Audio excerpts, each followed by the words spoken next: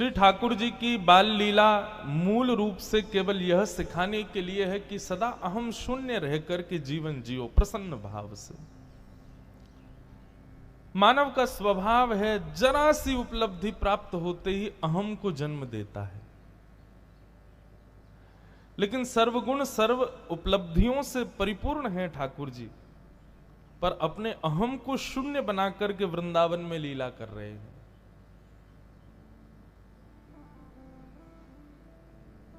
बहुत कुछ सीखने को मिलता है ठाकुर जी से, पर मूल रूप से यही भाव। कभी कभी मन में भाव आता है कि कोई कुछ ऐसे अवगुण हैं मानव के, यदि वो अवगुण उसके भीतर है तो निश्चित है वो कितना भी प्रयास कर ले भगवत प्राप्ति उसको नहीं हो पाएगी। चाहे वो कितना भी फिर जप करे, कितना भी तिलक फोटा लगावे, कितना भी वृंदावन जावे, कितना भी यज्ञ हवन अनुष्ठान करे, कितना भी परोपकार करे, लेकिन ये कुछ गिने चुने अवगुण हैं, यदि ये उसके भीतर विराजमान है तो निश्चित है भगवत प्राप्ति उसको नहीं हो सकती। उसमें सबसे पहला अहम, ये अहम भाव। भक्ति करने का मतलब केवल ये नहीं होता कि हम भगवान के समीप जाएं। भक्ति करने का मतलब स्वयं को सुधारना होता है, स्वयं का एक रिक्रिएशन करना होता है। और माफ कीजिए, यदि वो नहीं हो रहा है तो आप केवल श्रम कर रहे हो। श्रीमद् भागवत में स्पष्ट लिखा है, श्रम एव ही केवलम।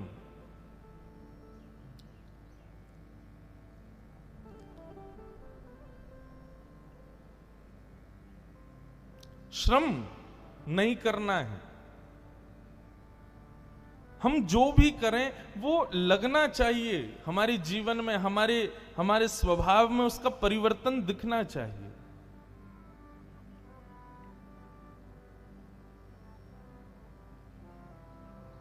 इसलिए भैया ठाकुर जी के जीवन से हमने पूरी जो उनकी बाल लीला थी उसमें हमने क्या सीखा कि ठाकुर जी अहम शून्य होकर के अपने प्रभुत्व को त्याग करके अपनी श्रेष्ठताओं को छुपा करके लीला कर रहे हैं। कोई गुणी व्यक्ति होगा ना तो निश्चित है कि अपने गुण को छुपाएगा, लेकिन गुणी व्यक्ति बार बार अपने ऐसा कुछ करे कि जिससे सामने वाले को पता चले कि इसका ये गुण है, ये इसकी उपलब्धि है, ये इसकी विशेषता है, निश्चित है वो गुणी नहीं है। फिर जैसे कि कोई बहुत विद्वान है लेकिन बात बात पर दिखाना चाहे कि मैं विद्वान हूं, तो निश्चित है वो विद्या का केवल उसके अंदर आडंबर है, वो है नहीं विद्वान। कोई धनवान है और बात बात पर ऐसा कुछ प्रिटेंड करे अपनी बातों में, अपने स्वभाव में कि मैं धनवान हूं। हाँ, मैं जा रहा था तो कई लोग, अब मैं तो बहुत लोगों से मिलता हूं, ऐसे ही बंधुओं, अब जैसे कोई बहुत बढ़िया अंग्रेजी बोलना जानता है, निश्चित है सहज भाव में भी बेचारे भोले भाले लोगों के सामने भी वो अंग्रेजी ही बोलता है, दिखाना चाहता है कि मुझे अंग्रेजी आती है। कोई गुण आपके भीतर आवे और अहंकार को जन्म देवे तो समझना वो गुण अभी परिपूर्ण रूप से आया नहीं है। आता तो दीन बनाता आपको। कई बार मैंने, अब संगीतज्ञों से हमारा बहुत मिलना होता है, हमारे सब श्रेष्ठ जन हैं, सब बहुत बढ़िया गाते हैं, आप सब श्रृंगार करते हैं भागवत का। मैं कथा के अलावा मेरी दूसरी चॉइस संगीत है। मैं संगीत सुनना, संगीतज्ञों से मिलना, उनके साथ बैठना बहुत अच्छा लगता है। मुझे संगीत सीखा नहीं है लेकिन मुझे संगीत से प्रेम है, और वह भी बचपन से गाना आता है। पिताजी, माताजी, बहनें सब गाते हैं हमारे घर में। लेकिन इस बात पर पुष्टि तब हुई जब श्री नंददास जी, हमारे ब्रज के अष्ट सखाओं में एक नंददास जी, उन्होंने जब ये बात कही कि कोई व्यक्ति साधना से, भजन से, यज्ञ से, आदि आदि से भगवान को जितने समय में प्राप्त करेगा उससे कई गुना कम समय में वो अपने संगीत से प्राप्त कर सकता है। ठाकुर जी को संगीत बड़ा प्रिय है। तब से मुझे और रुचि हो गई संगीत में। पर कई बार क्या देखा कि अति संगीतज्ञ लोग होते हैं ना, वो ऐसा प्रिटेंड करते हैं कि वो मूडी हैं। मूड नहीं बना तो उठ के चले जाएंगे, मूड नहीं बना तो खाएंगे नहीं, मूड नहीं बना तो गाएंगे नहीं, मूड नहीं बना तो बैठेंगे नहीं। मुझे उस समय उनसे बोलता तो नहीं हूं, लेकिन मन में भाव आता है कि अभी जो गुण इनके पास है ना, वो परिपूर्ण रूप से आया नहीं। हमारे वृंदावन की घटना सुनाए। तानसेन का नाम सबने सुना है। तानसेन बहुत अच्छा गाता था, पर गायन में भी दो स्थिति होती हैं। एक तो होती है सामने वाले को रिझाना, और एक होता अपनी प्रसन्नता के लिए गाना। हमारे वृंदावन में उल्टा चलता है। हमारे वृंदावन में वो गाया जाता है जिससे लाल जी प्रसन्न हो। जैसे आप अब यहां कोई संगीत का थोड़ा बहुत भी जानकार हो, नहीं हो तो बन जाओ, अच्छा है। संगीत हमारी भारत की बहुत सुंदर कला है। राग होते हैं, राग रागनियां होती हैं, यमन राग, भैरवी राग, भैरव राग। मुझे आते एक भी नहीं है, पर हां अगर हमारे सब गंधर्वजन बजा दें तो मैं गा देता हूं। ये भगवत कृपा है मेरे जाता है। तो स्वांत सुखाए तुलसी रघुनाथ, अपने सुख के लिए, ठाकुर जी के सुख के लिए अपने गुण को प्रकट करना, ये श्रेष्ठता है। तो तानसेन दरबारों में गाते थे। एक बार उनको पता चला कि भाई ब्रजमंडल में संगीत बड़ा प्रिय है, हर मंदिर में रागों से ही सेवा होती है ठाकुर जी की। तो तानसेन गाने के लिए आए श्रीनाथ जी के मंदिर में, गोवर्धन में। पहले श्रीनाथ जी जब गोवर्धन में विराजते थे तब की बात। तो तानसेन ने जब गायन प्रारंभ किया, वो तानसेन जिसके स्वर से दीपक जल जाते हैं, जिसके स्वर से, अच्छा केवल दीपक जलते थे, वर्षा होती थी, ऐसा नहीं। पांचों भूत मतलब पृथ्वी, जल, अग्नि, वायु, आकाश, इन पांचों को वश कर लेता था तानसेन अपने स्वर से। तो तानसेन बहुत बड़ा गवैया। श्रीनाथ जी के सामने आकर के जब उसने गाना प्रारंभ किया, तो तानसेन की सेवा में गोसाई जी ने कुंभन दास जी को रखा। कुंभन दास जी नित्य ठाकुर जी को सुनाने वाले गवैया थे। तो कुंभन दास जी तो बेचारे ऐसे आगे पीछे चल रहे थे जैसे कोई नौकर चाकर। तानसेन भी यही सोचा कोई दास होगा मंदिर का, उनका उनके लिए आसन बिछा में, वो कहीं जल मांगे तो उनके लिए जल लेके आवे। कुंभन दास जी एज अ सेवक बना दिए तानसेन जी के। तानसेन ने बड़े तामझाम के साथ जब ठाकुर जी के सामने गाना प्रारंभ किया, थोड़ी देर बाद गोसाई विठलनाथ जी ठाकुर जी को देख रहे थे कि ठाकुर जी को कैसा लग रहा है। तो खड़े खड़े श्रीनाथ जी, मानो गोसाई जी को ऐसा लगा कि उनको झोंके आ रहे हैं, वो उनको नींद आ रही है, मानो ठाकुर जी को सुहा नहीं रहा। तानसेन ने जब अपना गायन पूर्ण किया ना, तो गायन पूर्ण करने के बाद में एक सुंदर रेशमी कपड़े के भीतर फूटी कौड़ी रख करके और तानसेन को दक्षिणा के रूप में प्रदान किया। तानसेन ने जब दक्षिणा ली तो बाहर तो रेशमी कपड़ा था, उसको लगा कि भीतर बहुत महंगा कोई मणि रत्न आदि होगा। जैसे ही खोल करके देखा तो फूटी कौड़ी। उसने गोसाई जी से जिज्ञासा की, बोले गोसाई जी आपने क्या दिया? बोले ये तुम्हारी दक्षिणा है, समझ जाओ।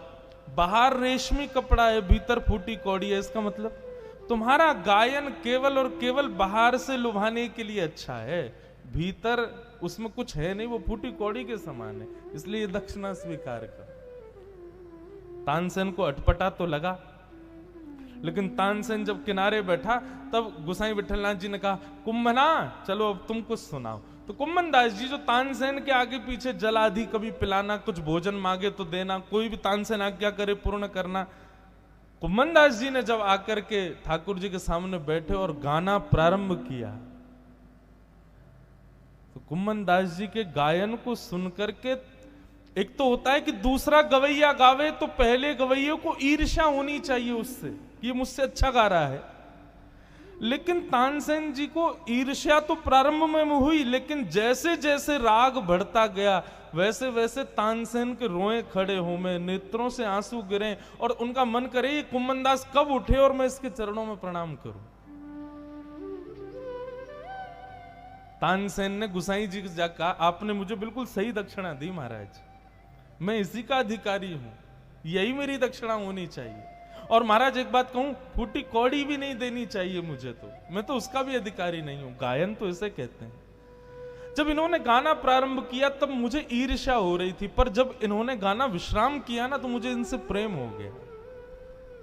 गुण वही गुण होता है जिस गुण के प्रभाव से सामने वाले के भी दोष नष्ट हो जाते हैं। लेकिन हमारा ही गुण हमारे भीतर ही दोष प्रकट कर दे तो वो गुण नहीं है।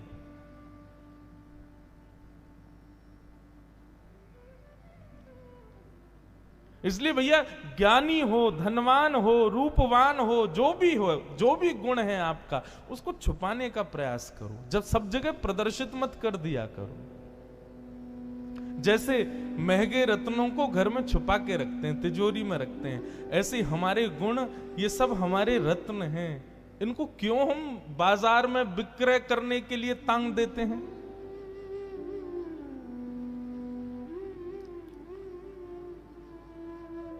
तो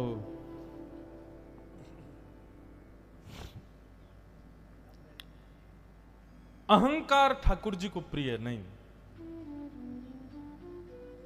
अपने गुण को छुपाओ, जितना हो सके उसको गोपनीय रखो। क्यों? क्योंकि ठाकुर जी दिख रहे माखन को नहीं खाते, उसी माखन को चोरी करते हैं जो छुपा हुआ होता है, जो गोपियों ने छुपाया होता है, जो कहीं कक्ष में अंदर अंधेरे में होता है। हम जिस गुण को प्रस्तुत कर देते हैं, ठाकुर जी उससे नहीं रीझते। ठाकुर जी तो उस गुण पर आसक्त होते हैं जो हमने छुपा रखा है, जिस पर संसार की नजर ही नहीं पड़ने दी है हमने। ठाकुर जी तो उसका हरण करते हैं। ये माखन चोरी है।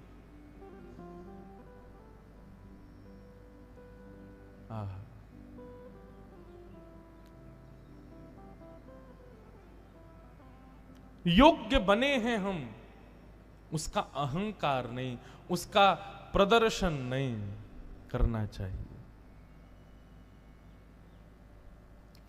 मैं एक वाक्य कहा करता हूं, जो अपनों सुख चाहे हो तो मूर्ख बन के रहो। अगर अपना सुख चाहते हो तो मूर्ख बन के रहो। ज्यादा गुणवान, ज्यादा योग्यवान बन करके रहोगे तो निश्चित है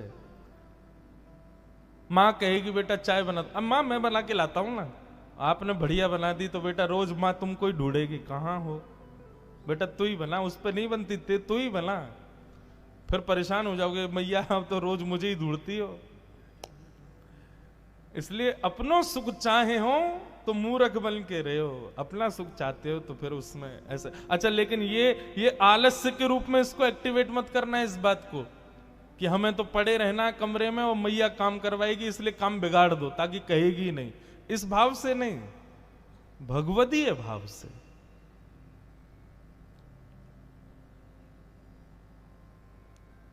दूसरी बात बंधुओं, यदि आप संपूर्ण कृष्ण लीला का दर्शन करोगे तो ठाकुर जी को एक नाम दे दोगे, एक उपाधि दे दोगे, और वो नाम क्या है? पर्यावरण मित्र। ठाकुर जी ने अपनी पूरी लीला में पर्यावरण का संरक्षण किया है। हमारे वृंदावन बिहारी लाल जी का असली नाम बांके बिहारी नहीं है, असली नाम कुंज बिहारी। कुंज मतलब जहां लता पत्र आदि से एक झरोखा बन जाए, जैसे ये कपड़ों का कुंज बना है, मतलब छांव, उसको कुंज कहते हैं। तो जहां लता पत्रों की कुंज होती है वहां जो ठाकुर जी विराजते हैं उनको कहते हैं कुंज बिहारी। संपूर्ण कृष्ण लीला देखोगे तो वृक्षों का संवर्धन। यमुना जी में कालिया नाग आ गया, भगवान ने तुरंत रात भर सोए नहीं, बोले कालिया नाग को भगाना है, नदी शुद्ध हो। वृक्षावली, नदी शुद्धिकरण, पृथ्वी की माटी को चख लिया, माटी खा ली ठाकुर जी ने। पृथ्वी सॉइल, सेव सॉइल, आजकल नारे लग रहे हैं दुनिया में, ये सब ठाकुर जी पहले ही कर चुके हैं।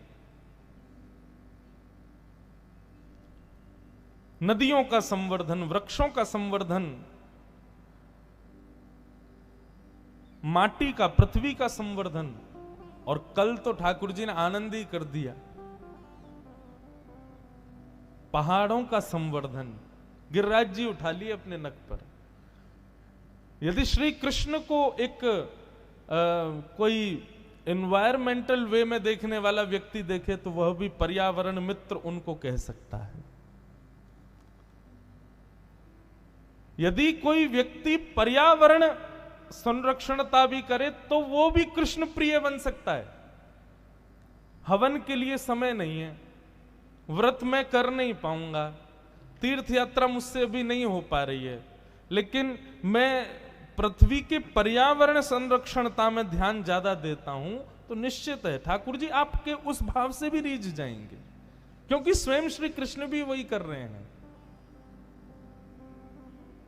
हम बाकी चीजों पे तो बड़ा ध्यान दे रहे हैं, लेकिन पर्यावरण के ऊपर, गंदगी फैलाने में, वृक्ष काटने में, नदियां दूषित हो रही हैं, हमको चिंता ही नहीं है। ठाकुर जी को नींद नहीं आई। श्रीमद् भागवत में वर्णन है कि यशोदा मैया रात भर लाला थे, कहीं लाला तू कुलबला क्यों रोए? ठाकुर जी कभी वहां करवट, कभी वहां करवट, क्यों? चिंता में सो नहीं रहे। यमुना में कालिया नाग आ गया, विषैली हो गई है यमुना, इसको पवित्र कैसे करूंगा?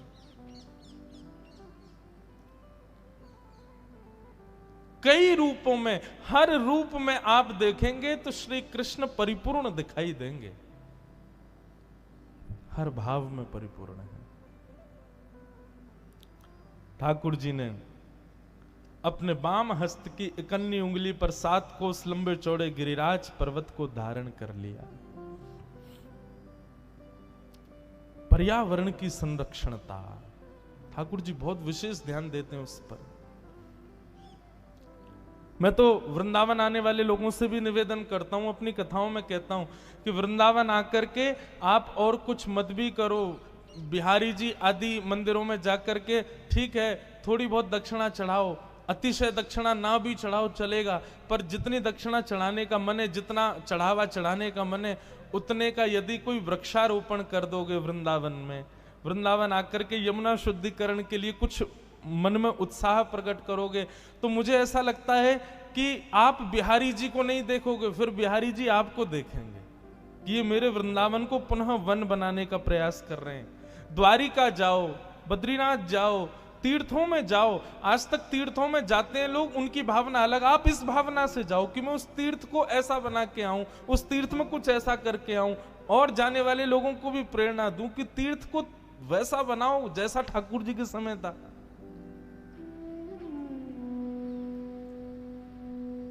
हमारे दीपक जी ने 1-2 दिन पहले मुझसे एक भाव व्यक्त किया कि महाराज जी मैं कुछ ऐसा बनाना चाहता हूं जिससे व्यक्ति को प्राचीन भारत का अनुभव हो।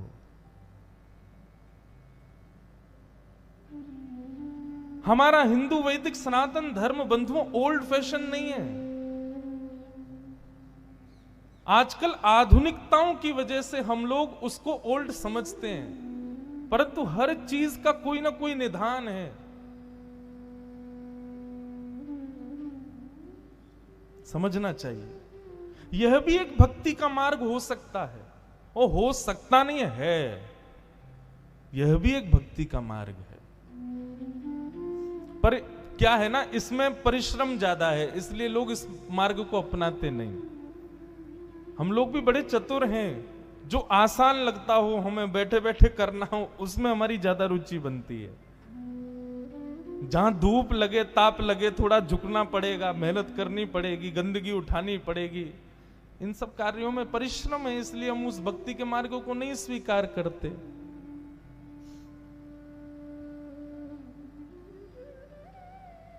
ठाकुर जी को पवित्रता बड़ी प्रिय है, ये बात सब जानते हैं। किसी भी मंदिर में आप खुद नहीं जा सकते।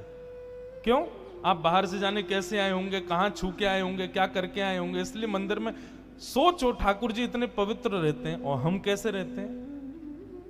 उतनी अपवित्रताओं में रहते हैं, उतने ही दूषित भाव में रहते हैं, उतनी गंदगी चारों तरफ रखते हैं। तो एक बात यह भी मानिए कि ठाकुर जी की प्राप्ति करनी है तो जितना उसमें भजन जरूरी है, जितना उसमें गायन गुण जरूरी है, उतना ही पर्यावरण के प्रति मित्र भाव भी जरूरी है। ठाकुर जी नक पर धारण करके खड़े हैं, सब ब्रजवासी चारों ओर खड़े हैं और मंद मंद लाल जी मुस्कुरा रहे हैं। गिरिराज जी धारण करके थाड़े बहे हैं। नख पे धार लियो गिरिराज, नाम गिरधारी पायो है। इस प्रकार ठाकुर जी की गोवर्धन लीला चल रही थी। इंद्र को जैसे ही पता चला, इंद्र ने कहा देखो यदि ब्रजमंडल पूरा डूब गया हो तो वर्षा बंद कर दो। लोगों ने जाके कहा महाराज ब्रजमंडल में डूबा नहीं है, धूल उड़ रही है ब्रज में। इंद्र ने जैसे ही आकाश से देखा तो महाराज इंद्र भी देख करके आश्चर्यचकित, क्या आकाश में भगवान का सुदर्शन चक्र अपनी द्रुत गति से घूम रहा है और जितना भी वर्षा का जल नीचे गिर रहा है सबको सुखा रहा है। शेष नाग ने पूरे ब्रजमंडल के चारों ओर से बांध बना रखा है ताकि बाहर का जल भीतर ना आवे। शेष नाग के उस बांध के एक कोने में बैठ के अगस्त मुनि संपूर्ण जल का पान कर रहे हैं और इन सब के मध्य 7 कोस लंबे चौड़े 21 किलोमीटर लंबे चौड़े गिरिराज पर्वत को नन्हे से 7 वर्ष के कन्हैया अपनी कन्या उंगली पर धारण करके खड़े हैं। एक एक ब्रजवासी वहीं खड़ा है, किसी को कोई कष्ट हुआ ही नहीं। इंद्र ने जब ये दृश्य देखा समझ गया, बोले ओहो ये मैंने बहुत बड़ा अपराध कर दिया। तो बंधु कल जैसे ब्रह्मा को अपमान ब्रह्मा ने अपराध किया, आज इंद्र ने किया, तो कभी कभी मन में भाव आता है कि जब इंद्र आदि देवता भी भगवान की लीला पर संशय कर जाते हैं, ठाकुर जी का कभी कभी अपराध बना देते तो मानव से भी बन जाता है। परंतु जब कोई वैष्णव वक्ता कुछ बता दे और आपको समझ आ जाए, उसके बाद वो अपराध नहीं बनना चाहिए। अपराध तब तक आपको कष्ट नहीं देगा जब तक आपको उसके बारे में पता नहीं, लेकिन पता चलने के बाद आपने किया तो निश्चित है गति बहुत बुरी हो जाएगी। हमें पता नहीं था तो हमने किया चलेगा, लेकिन पता लगने के बाद में आपने किया तो फिर जैसे एक गलत काम का जो पाप मिलने वाला था ना, वो मल्टीप्लाई इंटू 1000 होके लगेगा। फिर क्यों? तुमको पता था कि ये गलत है फिर भी तुमने किया।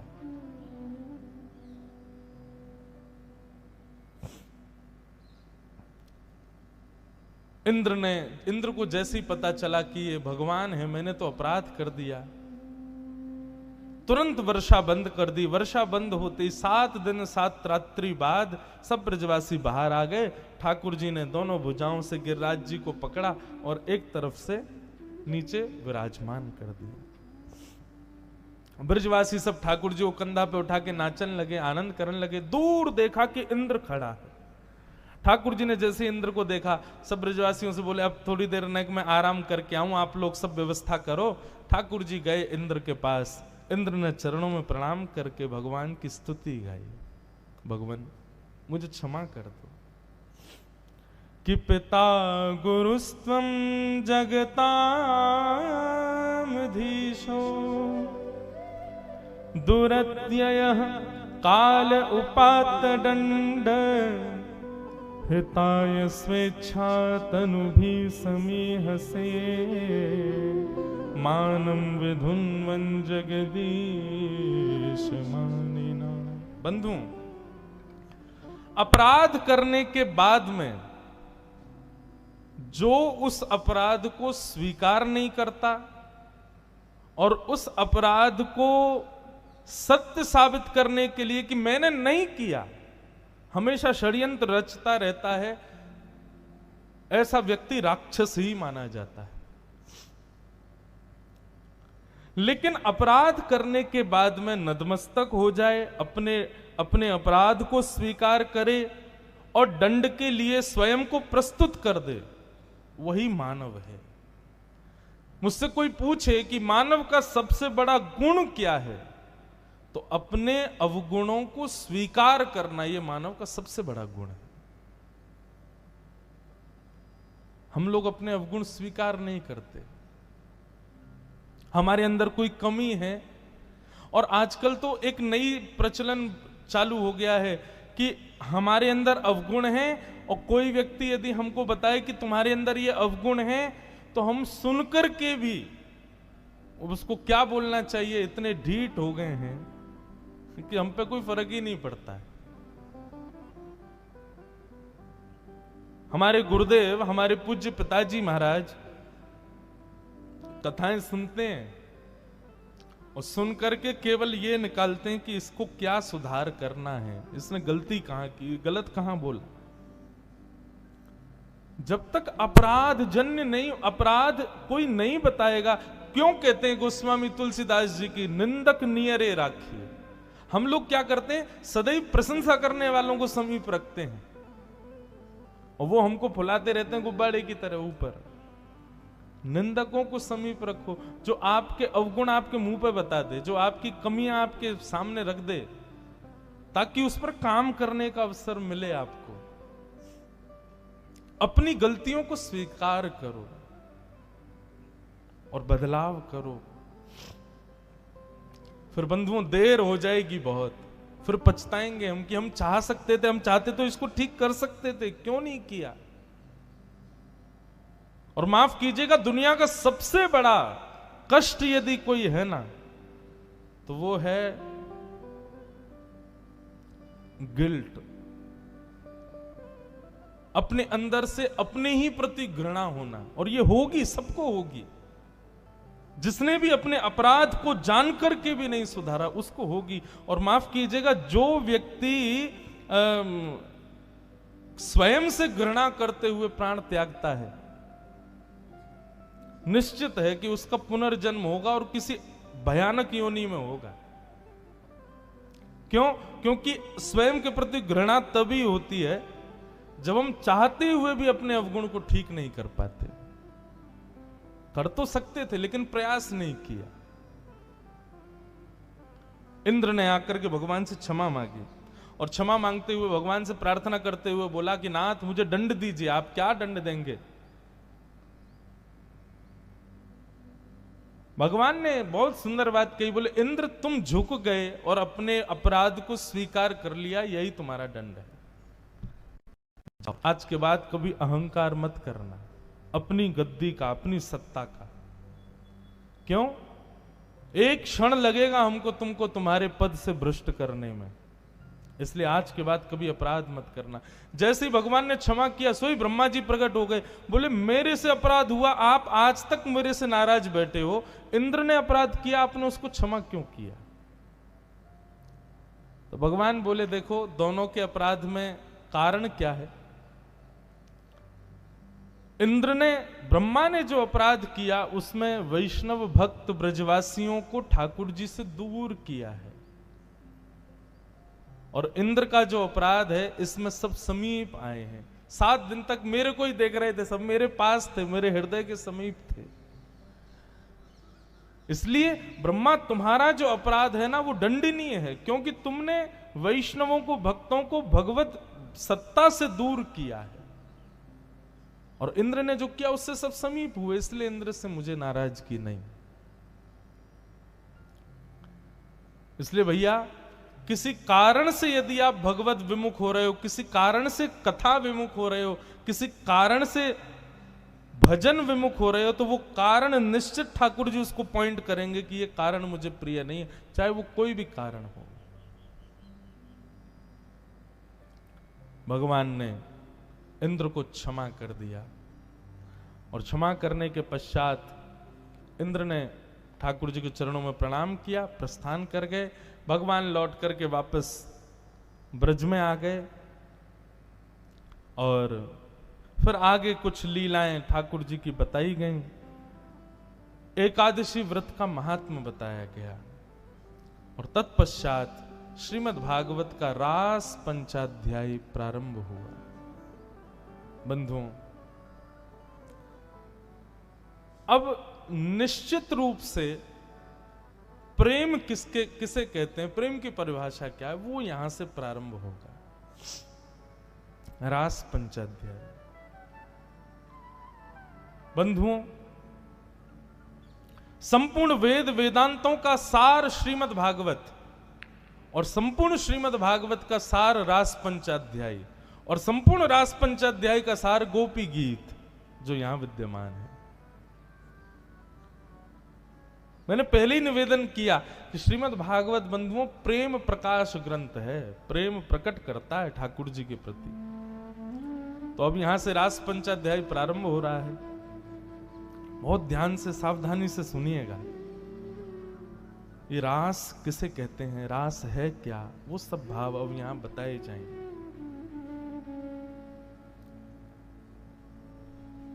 भगवान पिता रात्रि शरदोत्फुल्ल मल्लिका विक्षरन्तुं मनश्चक्रे योग मायामुपाश्रित। सबसे पहली बात, अब जो लीला यहां प्रारंभ हो रही है, ये लीला कोई सामान्य बालक कर रहा है ऐसा विचार मत कीजिएगा। स्वयं श्री कृष्ण कर रहे हैं, और वो कृष्ण जो भगवान है। बताओ भगवान किसको कहते हैं, परिभाषा बताओ भगवान की। आज 7 दिन हो गए कथा सुन रहे हो आप लोग, बताओ भगवान किसको कहते हैं। अभी यहां माइक लगा दिया जाए, कहा जाए कि बताओ भगवान किसको कहते हैं, किसी पर उत्तर नहीं होगा कि भगवान कहते किसको।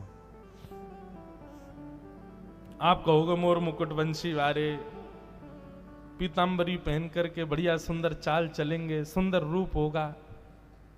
आप में से कई लोग बड़े सुंदर हैं, लाओ अभी श्रृंगार करवा के आपको खड़ा कर दें, मोर मुकुट पहना दें, आप भी भगवान हो जाओगे।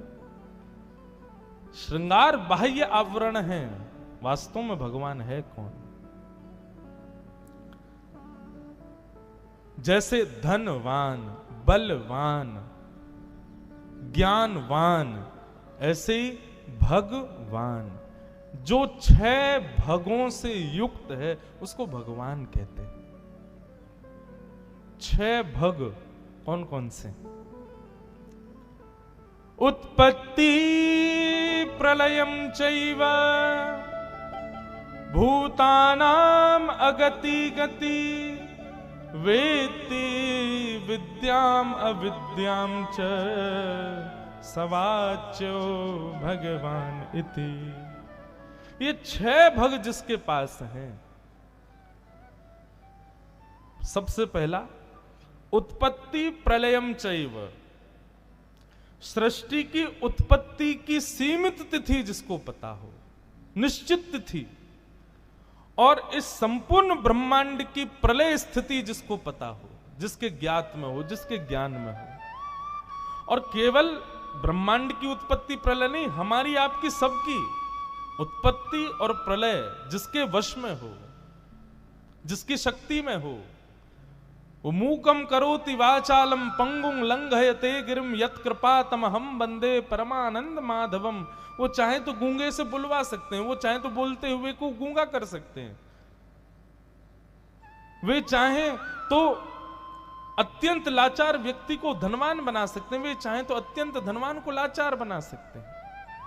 उनके हाथ में जिसकी उत्पत्ति और संहार की शक्ति विद्यमान है। उत्पत्ति प्रलयम चैव। दूसरी बात, भूतानाम अगति गति, मानव की गति और अगति ये दोनों भी जिनके वश में हो। बंधुओं, हमारी हर चीज कर्म पर डिपेंड करती है। हम कर्म करते हैं तभी हमारा फल हमको प्राप्त होता है, परंतु उसके साथ साथ भगवत इच्छा भी है। यदि ठाकुर जी की इच्छा नहीं होगी, आप कितना भी परिश्रम कर लो, वो फल आपको प्राप्त होगा, पर जब तक नहीं होगा जब तक ठाकुर जी की इच्छा नहीं होगी। जरूरी नहीं है कि सब मेहनत करने वाले श्रेष्ठ बन जाते हैं। कई लोग पूरा जीवन परिश्रम में निकाल देते हैं, फिर भी श्रेष्ठता नहीं पा पाते।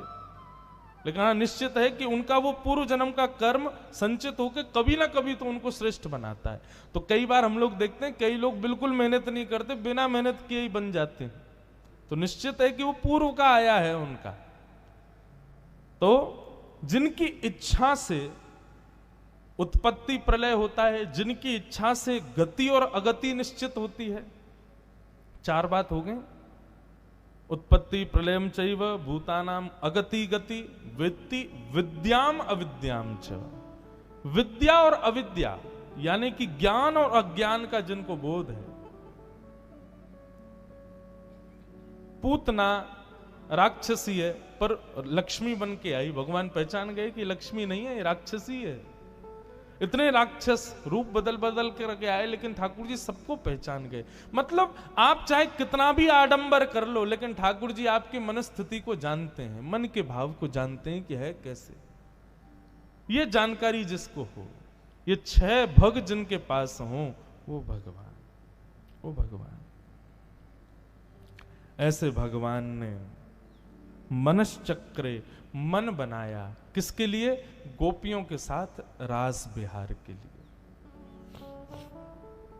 बहुत ध्यान से सुनिएगा, सावधानी से सुनिएगा। अब रास पंचाध्याय यहां से प्रारंभ हो रहा है। ये परसों मतलब शरद पूर्णिमा, ये शरद पूर्णिमा के दिन ही जो लीला वृंदावन में हुई थी वो हम आज सुन रहे हैं। रस और रास ये 2 भाव होते हैं बंधुओं। मैंने एक दिन और कथा में बताया था, रस और रास में अंतर क्या है। रस में भक्त बुलाता है और ठाकुर जी उसके पास आते हैं, ये रस है। और रास में ठाकुर जी बुलाते हैं, भक्त उनके पास जाता है। रस और रास। दूसरी परिभाषा, जहां भक्त भगवान से मिलने की कामना रखता है, प्रयत्न करता है, वो रस है। लेकिन जहां ठाकुर जी भक्त से मिलने की कामना रखते हैं, वो रास है। हम आप सब लोग रास में अभी तक आए ही नहीं है, हम रस में ही हैं। क्यों? ठाकुर जी की इच्छा ही नहीं हुई आज तक हमसे मिलने की, हमें देखने की, हमें बुलाने की। हम रस में ही व्यवस्थित हैं। परंतु यदि आप कथा के माहौल को देखें तो इसको आप एक प्रकार से रास की प्रारंभ स्थिति कह सकते हो। श्रीमद् भागवत की कथा यहां हो रही है, ये रास की प्रारंभ स्थिति है। यहां भागवत जी कहीं नहीं जा रही, वो यहीं विराजमान है। आप सब उनके समीप आ रहे हो, ठाकुर जी बुला रहे हैं, आप आ रहे हो। ये रास,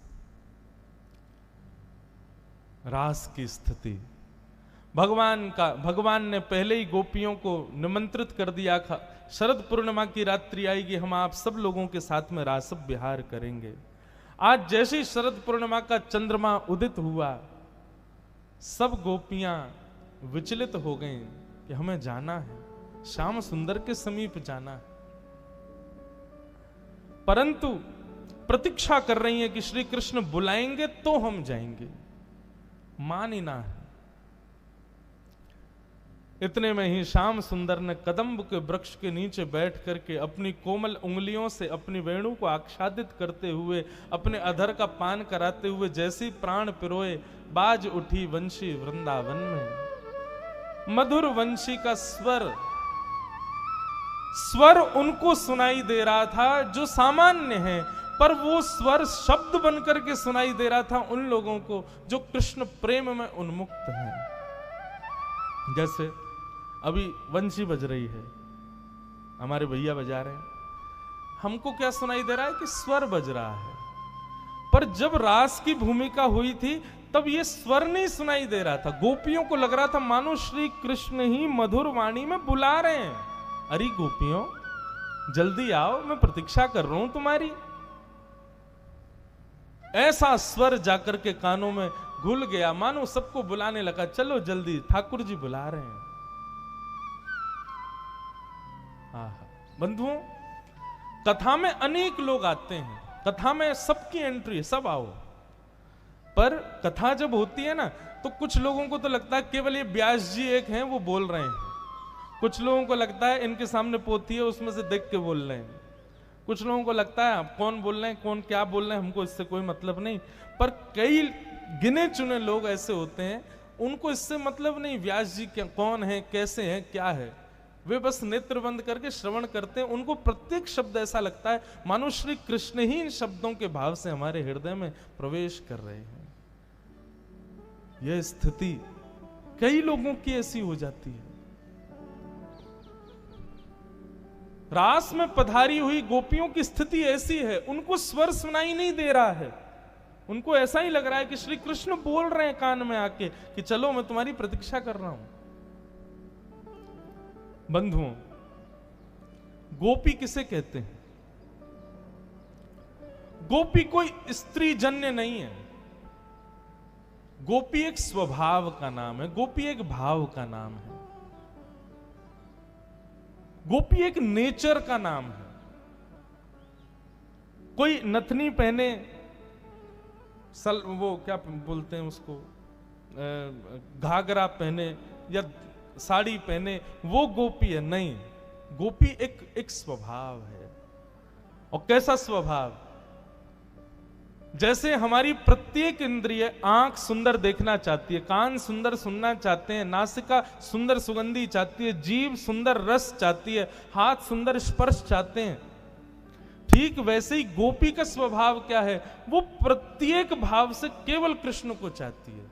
नेत्र भी उसी को देखें जो कृष्ण हो, कान भी वही सुने जो कृष्ण संबंधी हो, नासिका भी वही ग्रहण करे जो कृष्ण संबंधी, जिह्वा पर भी वही विराजे जो कृष्ण का भोग, स्पर्श भी उसी का हो जो कृष्ण संबंधी। वो गोपी। गोपी कोई स्त्री नहीं। परंतु बंधुओं, हमारे ठाकुर जी का स्वभाव है, स्त्रियों का बहुमान करते हैं, बहुत सम्मान करते हैं ठाकुर जी। आज कोई वैष्णव आए थे हमारे पास में मिलने के लिए, तो उन्होंने एक भाव कहा, महाराज जी, शालिग्राम जी की सेवा पुरुष ही क्यों करते हैं? हवन का अधिकार पुरुष के पास ही क्यों है? कई भावों में केवल पुरुष को ही अधिकार क्यों है, स्त्रियों को क्यों नहीं? बहुत सावधानी से सुनना। शालिग्राम जी की जब बात आती है बंधुओं, तो शालिग्राम जी की सेवा यज्ञोपवीत धारण करने वाले व्यक्ति को ही अलाव है। जो यज्ञोपवीत पहनता है, जनेऊ पहनता है, उसी को अधिकार। अब उन्होंने फिर एक और प्रश्न किया, बोले तो फिर माताएं क्यों नहीं पहनती? इसका बहुत सुंदर भाव सुनिएगा। यज्ञोपवीत का मतलब क्या है? वैसे तो देखो, यज्ञोपवीत द्विजों को पहनना चाहिए, ब्राह्मण क्षत्रिय वैश्य तीनों पहन सकते हैं, लेकिन लोग आजकल पहनते नहीं है, बात अलग है।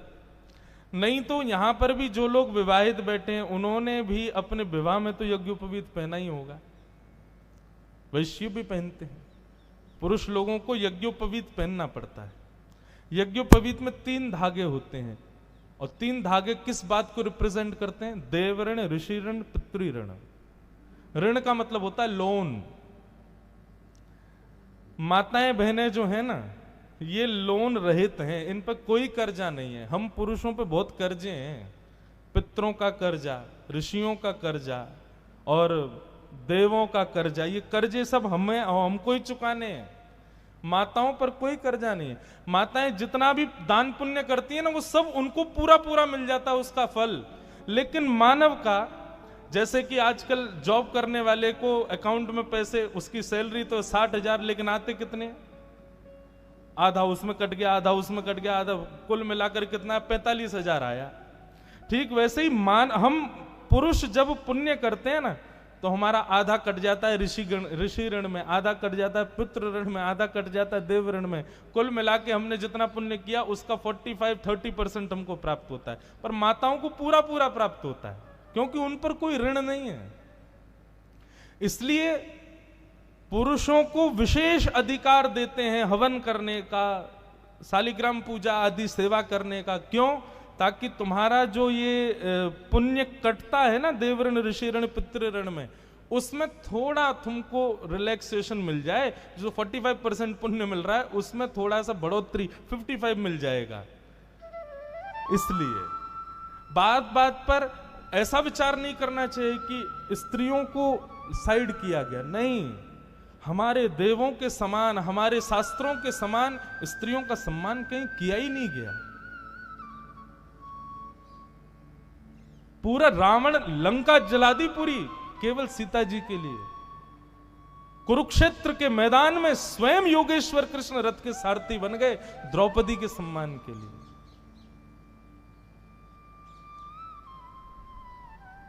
आज गोपियों के लिए स्वयं श्री कृष्ण नतमस्तक हो गए, गोपियों के प्रेम में आसक्त हो गए हैं। परब्रह्म होते हुए भी आसक्ति सी दिख रही है ठाकुर जी के भाव में। कितना सम्मान करते हैं ठाकुर जी। हमारे वेद शास्त्र आज्ञा करते हैं, यत्र नार्यस्तु पूज्यन्ते रमन्ते तत्र देवता। जिस घर में नारी का बहुत सम्मान होता है, स्त्रियों का बहुत सम्मान होता है, माताएं बहनों को बिल्कुल एक प्रकार से उनको बहुत श्रेष्ठ मान करके पलकों पर रखा जाता है, ऐसे शास्त्र में आज्ञा करते हैं, उस घर में फिर पुत्र पुत्री जन्म नहीं लेते। यत्र नार्यस्तु पूज्यन्ते रमन्ते तत्र देवता। उस घर में साक्षात देवता ही जन्म लेते हैं। फिर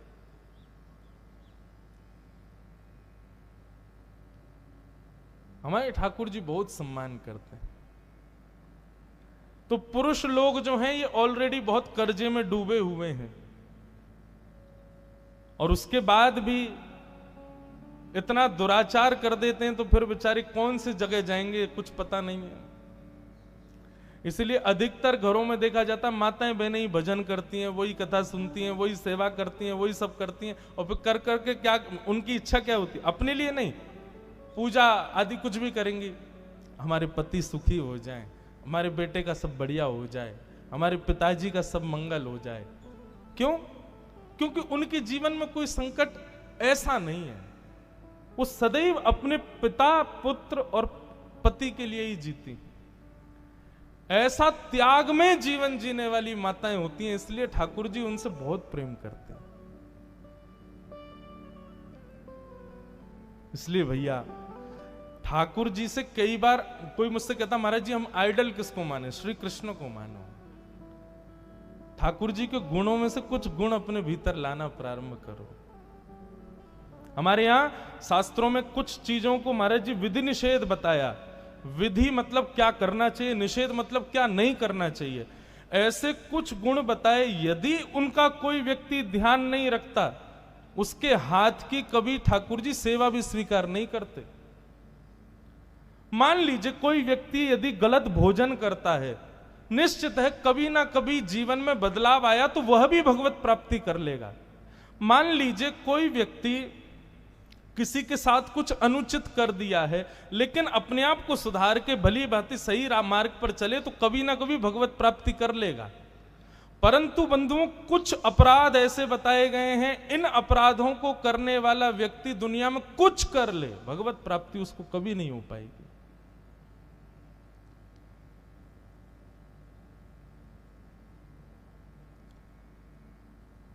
पहला अपराध गौ हत्या।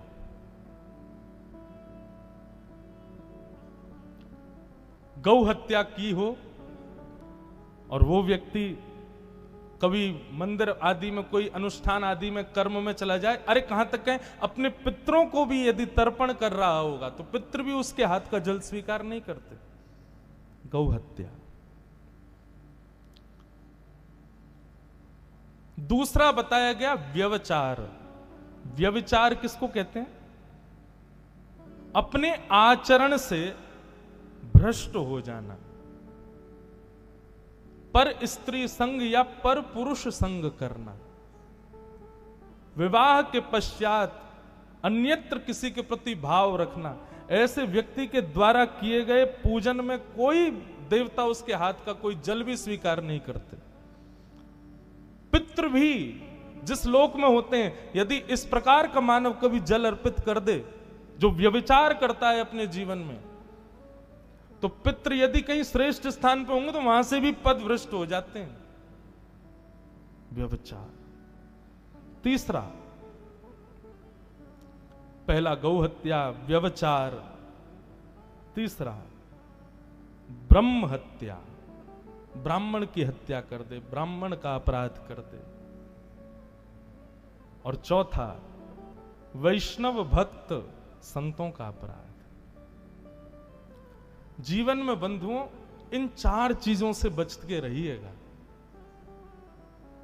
सबसे पहला गौ माता की सेवा नहीं कर सकते तो कम से कम इतना प्रयास करो कि कभी कोई गौ हत्या का समाचार भी प्राप्त हो ना, तो कड़ी से कड़ी सजा मिले, ऐसा आपके प्रति भाव आपके भीतर से कुछ हो गौ माता के लिए। हमारे यहां उसको जीव नहीं माना गया, हमारे यहां उसको जानवर नहीं माना गया है।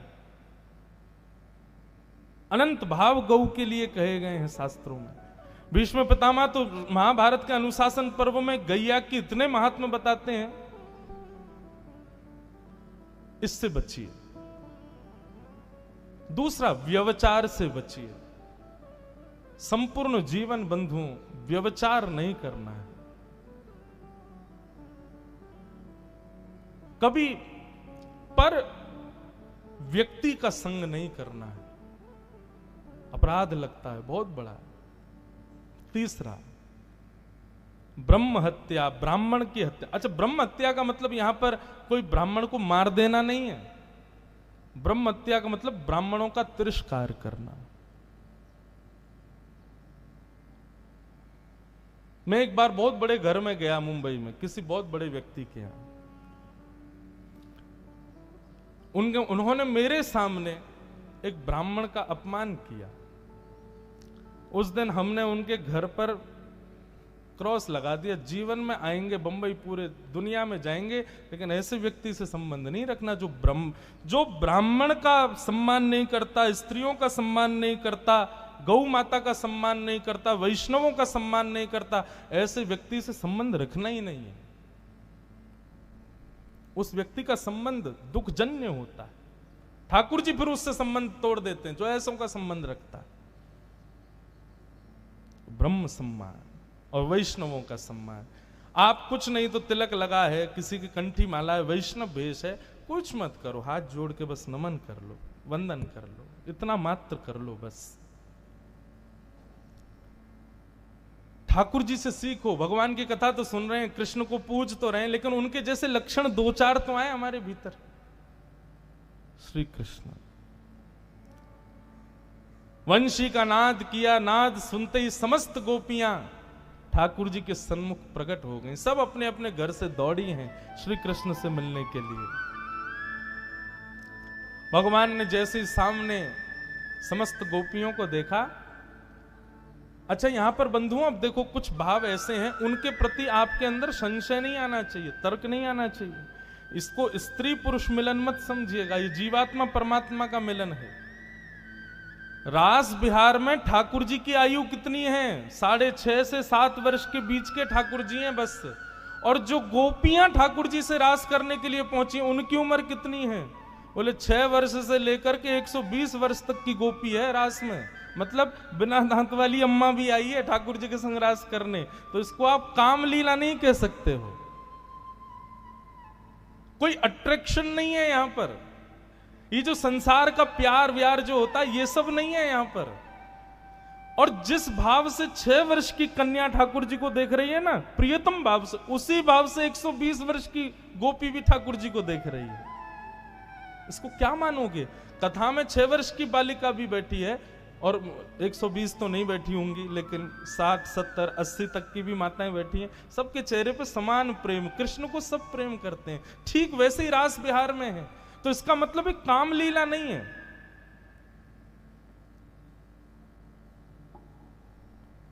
भगवान ने वंशी बजा करके बुलाया। सब गोपियां अपने अपने कार्यों को छोड़ करके आई, यथावत जैसी थी। किसी के हाथ में आटा ही लगाए, कोई गोबर थाप रही थी हाथ में गोबर ही लगाए, कोई दूध काट रही थी तो हाथ में दूध के चिन्ह हैं। जिस कार्य में जैसी थी वैसी दौड़ी ठाकुर जी से मिलने।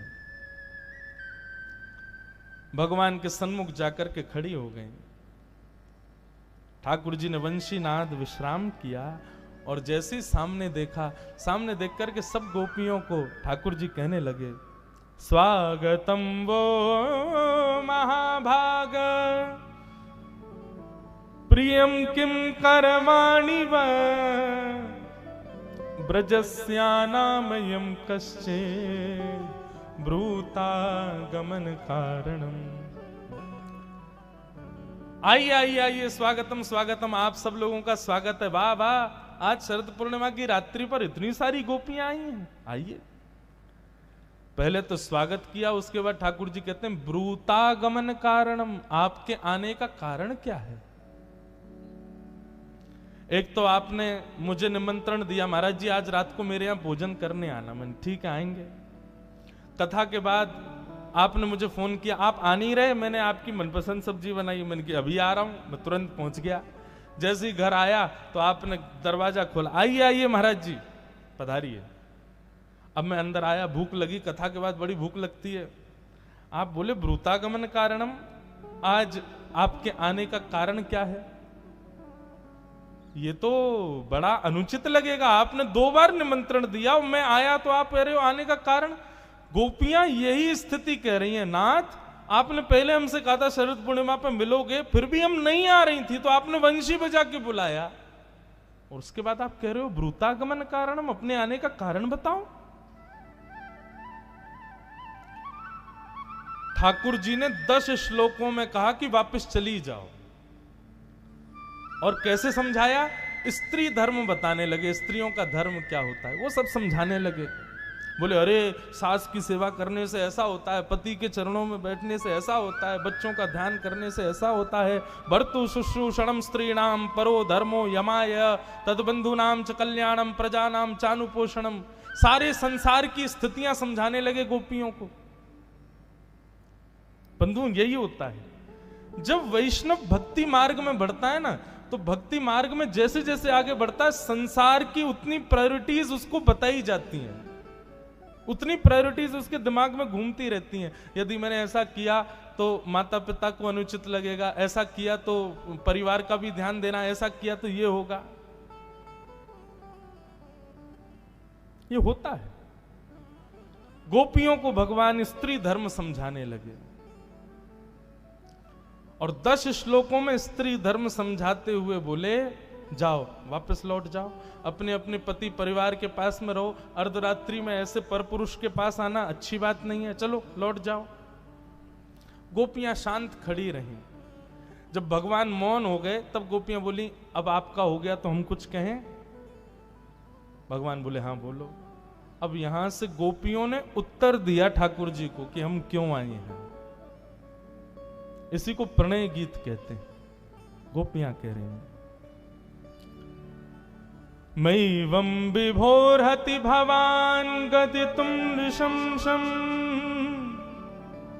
संत्यज्य सर्व विषयांस्तव पादमूलम् भक्ता भजस्व दुर्वग्रहमात्यजास्मान् देवो यथादि पुरुषो भजते मुमुक्षु। ठाकुर जी कह रहे हैं, गोपियां कह रही हैं नाथ आप ही तो गीता में कहते हो सर्वधर्मान परित्यज्य माम एकम शरणम ब्रज, सभी धर्मों को छोड़ करके एक मेरे चरणों का आश्रय लेके मेरे पास आओ। अच्छा बंधुओं एक बात बताओ, जब भगवान ने अर्जुन को यह बात कही सर्वधर्मान परित्यज्य, उस समय कितने धर्म थे? आज से 5000 वर्ष पहले और 5500 वर्ष पहले जब महाभारत युद्ध हुआ तब कितने धर्म थे पृथ्वी पर? केवल और केवल वैदिक सनातन धर्म था और कोई था ही नहीं। तो ठाकुर जी ये बात कैसे कह रहे हैं कि सर्वधर्मान परित्यज्य माम एकम शरणम ब्रज, सभी धर्मों को छोड़ के मेरी शरण में आओ? मतलब 2 प्रकार के धर्म होते हैं बंधुओं। जो वास्तविक एक धर्म है वो है व्यवहारिक धर्म। व्यवहारिक धर्म क्या है? जैसे पत्नी को आप क्या कहते हो? धर्म पत्नी। ये व्यवहारिक धर्म है। पत्नी के आप कौन हो? पति। ये व्यवहारिक धर्म है। बालक होना, सास ससुर बुआ फूफा चाचा चाची परिवार के ये सब संबंध होना, इनमें व्यवहार निभाना, इसी को व्यवहार धर्म कहते हैं। ठाकुर जी कह रहे व्यवहार धर्म जितने भी हैं इसी में ही व्यक्ति फंसा रहता है अपने संपूर्ण जीवन, सबकी प्रसन्नता के लिए ही जीता रहता है। इन सबके भाव को त्याग करके माम एकम शरणम ब्रज, एक मेरी शरण में आओ, या फिर सबके रूप में मुझे ही देख करके मेरी शरण ग्रहण करो। हमारी ऐसी स्थिति नहीं कि हम सब में ठाकुर जी को देख सकें, इसलिए सबके प्रति ज्यादा आसक्ति ना करके मेरी शरण में आओ। माम एकम शरणम ब्रज। और गोपियां कहती हैं आज जब सब छोड़ छाड़ के आपकी शरण में आ गई तो कह रहे हो वापस लौट जाओ, यहां क्यों चली आई हो? तब गोपियों ने यहां पर एक बात और कही है ठाकुर जी से, बहुत ध्यान से सुनना बंधु। आहा, गोपियां कहती हैं यत पत्य पत्य सुहृदा मनुवृत्तिरंग स्त्रीणां स्वधर्म इति धर्म विदात्वयोक्तम् अस्त्वैव मे तदुपदेश पदे त्वयीशो पृष्ठो भवांस्तनुभृतां किल बन्धुआत्मा कुर्वन्ति हि त्वयि रतिं कुशलस्व आत्मन् नित्य प्रिये पतिसुताद्विरार्तिदैकिं तन्न प्रसीद परमेश्वरमास्म छिन्दा आशाम्भृतां त्वयि चिरादरविन्द नेत्र। गोपियां कहती हैं ठाकुर जी आपके सुंदर प्रवचन सुनकर के और उन भावजन्य को केवल श्रवण तक सीमित रखने वाली हम गोपिकाएं नहीं हैं, हम हृदयांगित करती हैं। ठाकुर जी आप हमको व्यभिचारिणी मत समझो, हम आपसे प्रेम करती हैं, पर इसका मतलब ये नहीं कि हम आपको देखना चाहती हैं, हम आपसे मिलना चाहती हैं या आपका स्पर्श चाहती हैं। नहीं, आप जीवन भर कभी हमें मत मिलो, हमें तब भी सुख है। बस हम आपसे प्रेम करती हैं, हमारा प्रेम यहीं तक सीमित है, हमारी इसमें कोई और अभिलाषा नहीं है आपसे कि आप हमको मिलो, आप हमें दिखो, हमसे वार्ता करो, हमसे कुछ कहो। नहीं नाथ, ये सब अभिलाषाएं हमारी है ही नहीं। आप जीवन भर कभी मत मिलना हमको, पर हम आपसे प्रेम करती हैं, हम इसी भाव तक सीमित रहना चाहती हैं। हमारी कोई कामजन्य संसार जैसी कोई आसक्ति नहीं है आपसे। और नाथ आप बहुत देर से स्त्री धर्म बता रहे थे, स्त्रियों का धर्म ये होता है, स्त्रियों का धर्म वो होता है। हम आपसे एक बात कहना चाहती हैं, पातिव्रत धर्म निभाने वाली पतिव्रता नारी का धर्म क्या होता है? जीवन पर्यंत अपने पति की सेवा करना, पति के कहे मार्ग पर चलना, काया मन वचन मन पति पद प्रेम। पर ठाकुर जी हम एक बात आपसे कहना चाहती हैं, मान लीजिए एक कथा सुनो, पति परदेश जा रहा है पत्नी को घर छोड़ के। पत्नी ने कहा आप चले जाएंगे तो मेरा पातिव्रत धर्म कैसे निभेगा? मैं तो आपको खिलाती हूँ, फिर पाती हूँ, आपको देखती हूँ, फिर सब कार्य करती हूँ, आपसे ही मेरा सर्वस्व है। आप विदेश चले जाएंगे, मुझे भी ले चलो। पति ने कहा नहीं, तुमको घर संभालना है, तुम यहीं रहो। पत्नी ने कहा मेरा पातिव्रत धर्म नष्ट हो जाएगा, कुछ तो कीजिए। तब पति ने कहा एक काम करो, जब तक मैं विदेश रहूं तब तक तुम मेरे मूर्ति मेरे चित्र को तुम पति मानकर इसकी सेवा करो। पत्नी अब उस चित्र को ही अपना पति मानती है, उसी के संग रहती है, उसी के संग ही सब क्रियाएं करती है, वही पति रूप में मान करके अपने पास रखती है। नाथ, कुछ वर्षों बाद जब असली पति लौट करके आया तो यहां पत्नी उस चित्र वाले पति की सेवा में लगी हुई है और यहां असली पति द्वार पर आ गया है। बताओ ठाकुर जी, 5-6 वर्षों तक जिस चित्र को उसने पति माना, उसी बीच में यदि असली पति आ जाए तो उस पत्नी को क्या करना चाहिए? ठाकुर जी बोले जब चित्र वाले पति की सेवा करते हुए जब असली पति सन्मुख आ जाए तो निश्चित है चित्र वाले पति को कोने में बैठाओ, असली पति का स्वागत करो, उसके चरणों में वंदन करो, वो असली है। गोपियां बोली तो फिर आप ही उत्तर दे रहे हो, तो फिर हमसे क्यों पूछ रहे हो? नाथ, ये जितने भी आपने पति दिए हैं ना हमको, ये सब चित्र वाले हैं, बाकी वास्तविक जगत पति तो आप ही हो ना। अरे आप केवल हमारे पति नहीं हो नाथ, आप हमारे पतियों के भी पति हो। हमारे पति हैं, पर हमारे पतियों के भी पति आप हो। पति का मतलब क्या होता है बंधुओं? पति का मतलब रक्षक, रक्षक, इसको पति कहते हैं। इसलिए ठाकुर जी को जगतपति कहा जाता है, जगत के रक्षक। नाथ, आप जगतपति हो, आप हमारे पतियों के भी पति हो। जब असली पति आ गया हो तो फिर उन पतियों के संग उनको अपना क्यों बताएं जिनसे हमारा एक दिन सुहाग चले जाना है, हाथ की चूड़ियां टूट जानी है। नाथ, हमारे असली पति तो आप हो। ठाकुर जी बैठे बैठे बात सुन तो रहे गोपियों की, लेकिन अंत में गोपियों ने कहा फिर भी हम आपको श्रमित नहीं करना चाहती, हम आप पर थोपना नहीं चाहती अपने प्रेम को, हम चली जाएंगी वापस, लेकिन हमारी एक वस्तु आपके पास है, वो हमको वापस करो। भगवान बोले क्या? मेरे पास क्या है?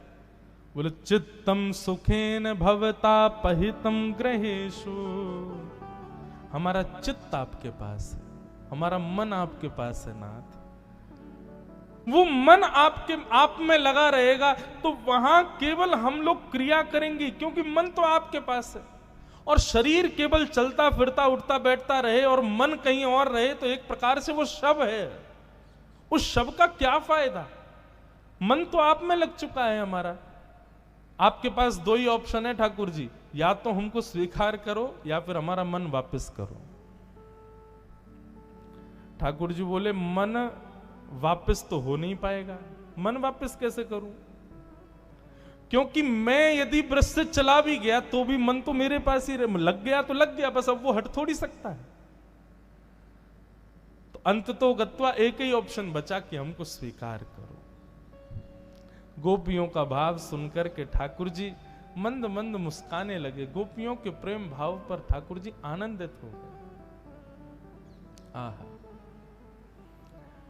ठाकुर जी बोले अरे गोपियों, हम तो आपकी परीक्षा ले रहे थे, आपके प्रेम को देखना चाह रहे थे कैसा है। आओ अब हम रास विहार करेंगे। बंधुओं, रास का मतलब नाचना नहीं होता। रास का मतलब होता है ठाकुर जी स्पेशली आपको प्रायोरिटी देने लग जाए, समझो वो रास है। गले में गलवैयां डाल के बैठ जाएं, आपसे बात करें, पूछें भोजन किया कि नहीं, आओ थोड़ी देर मेरे साथ चलो, घूमते हैं, आनंद कर। ये रास है, इसको रास कहते हैं। अब ठाकुर जी इतने सहज हो गए, लाखों गोपियां हैं सामने और एक एक गोपी के पास ठाकुर जी जा रहे हैं। अरे गोपी तू तो बड़ी सुंदर है, देख कैसा काजर लगा के आई है, बड़ी चौकी लग रही है। दूसरी गोपी के पास जाए, तेने कछु खायो? बोली ना मैंने कछु ना खाया। सो ठाकुर जी फल तोड़ के लामे वाकू खवा में। तीसरी गोपी के पास जामे, बोली अरे मेरे तो पामन में बड़ा दर्द है। ठाकुर जी बोले ला मैं दबा दूं। सो ठाकुर जी वाके चरण दबाने लगे। इतने सहज हो गए ठाकुर जी सब गोपियों के प्रति कि सहज होते ही धीरे धीरे धीरे धीरे ठाकुर जी जितना सामीप्य बढ़ाने लगे, गोपियों के अंदर अभिमान प्रकट हो गया। हम बड़ी सुंदर हैं, हमारे रूप पर, हमारे नेत्रों पर, हमारे भाव पर ठाकुर जी रीच करके हमारे साथ देखो कितने सहजता से लीला कर रहे हैं। इस बीच में बंधुओं कामदेव भी आया। कामदेव आया, जैसे भगवान ने कामदेव को देखा, भगवान बोले तू क्यों आया भैया? बोले सुंदर स्त्री पुरुष जब एकांत में हूं तो मैं तो आता हूं। भगवान बोले स्त्री पुरुष नहीं है, जीवात्मा है और मैं परमात्मा हूं, यही तो भाव है। अज्ञानवश होकर के आओगे तो स्त्री पुरुष दिखेंगे, लेकिन भाव से आओगे तो दिखेगा कि जीवात्मा परमात्मा है। कामदेव बोला मैं तो आऊंगा। भगवान बोले तो तू आके दिखा। जैसे ही रास विहार में कामदेव ने प्रवेश किया, ठाकुर जी ने अपने रूप को इतना सुंदर बनाया, इतना सुंदर बनाया, ऐसी भ्रगुटी ठाकुर जी ने अपनी कर ली कि जैसे ही कटाक्ष नेत्रों से खोल करके कामदेव को देखा है, दृष्टि पड़ते ही कामदेव मूर्छित होकर गिर पड़ा। ठाकुर जी का नाम पड़ गया मदन मोहन। जो काम को भी मोहित करे वो मदन मोहन। ऐसे त्रिलोकी सुंदर ठाकुर जी गोपियों के साथ इतनी सहजता से लीला कर रहे थे, गोपियों के हृदय में अभिमान आ गया। बंधुओं, कभी कभी मुझे लगता है कि ठाकुर जी शायद इसलिए सहज नहीं होते कि कहीं हमें अभिमान ना हो, इसलिए बेचारे यूं ही बैठे रहते हैं, इसलिए बेचारे ऐसे ही खड़े रहते हैं। मंदिरों में जैसे विराजमान कर दो वैसे ही विराजे रहते हैं। क्यों? क्योंकि उनको हमारे मान की परवाह है कि कहीं अब अभिमान ना हो जाए। गोपियों को अभिमान हो गया। भगवान बोले रूप और अपने गुण का अभिमान कर रही हैं गोपियां। समस्त गोपियों के बीच में लीला करते करते करते ठाकुर जी वहां से अंतर ध्यान हो गए, दिखने बंद हो गए, गायब हो गए। गोपियां ढूंढने लगी, कहां चले गए ठाकुर जी।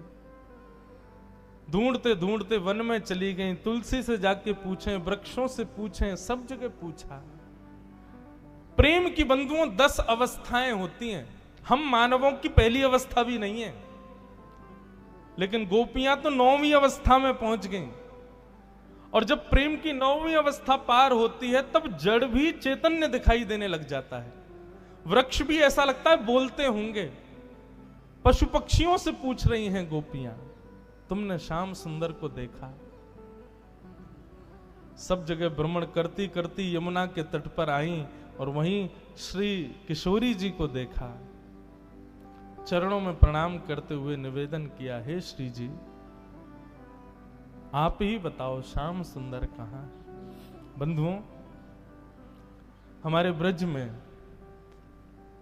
जिनके अंदर ऐसी प्रेम लक्षणा भक्ति आती है ना, उनको विरह बहुत होता है जीवन में। वो बात बात पर श्याम सुंदर का नाम सुनते ही रोने लग जाते हैं।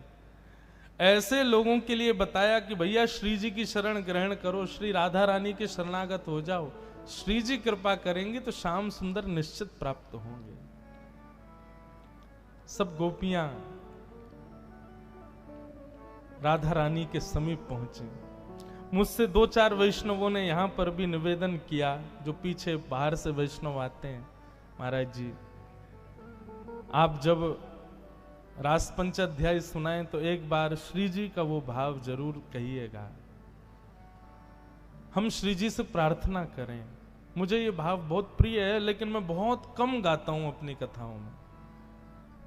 पर आज क्योंकि ये गुजरात की भूमि है, द्वारिकाधीश यहां विराज रहे हैं, ब्रज की बहुत स्मृति होती है ठाकुर जी को, इसलिए उसी भाव से जब भी गुजरात आता हूं मैं ठाकुर जी को ऐसा कोई भाव सुनाता हूं जिससे उनको ब्रज की याद और आवे।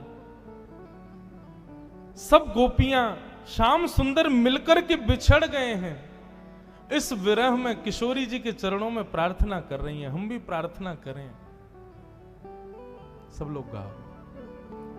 हे सुन राधिका दुलारी, तेरे द्वार का भिखारी हूं मैं, शाम का पुजारी, एक पीड़ा है हमारी हमें, शाम ना मिला हमें, शाम ना मिला हमें, शाम ना मिला हमें, सब लोग गाओ।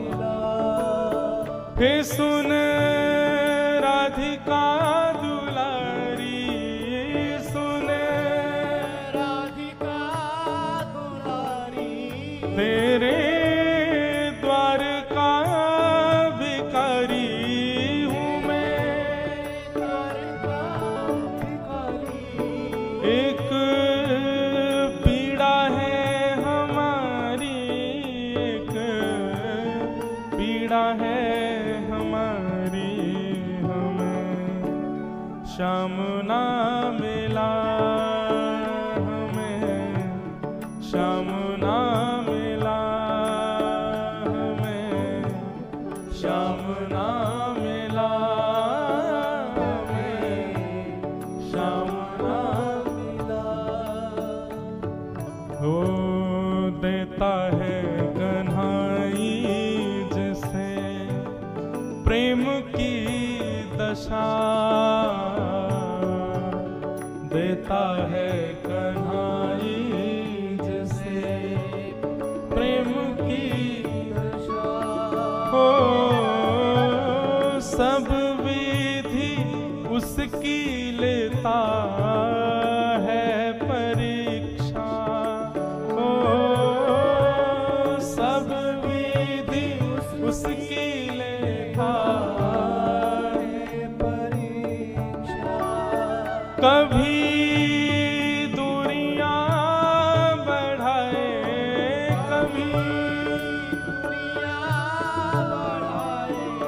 कभी निकट बुलाए, कभी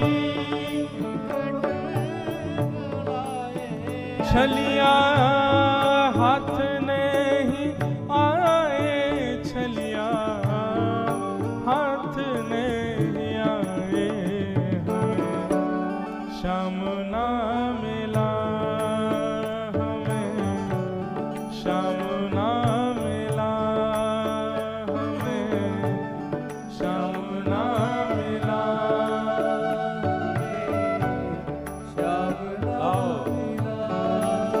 हे सुन राधिका दुलारी, सुन राधिका दुलारी, तेरे द्वार का भिखारी,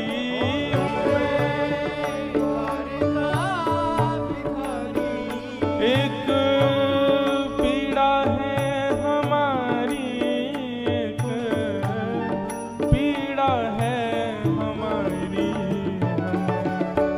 श्याम ना मिला हमें, श्याम ना मिला हमें, श्याम ना मिला हमें, श्याम ना मिला।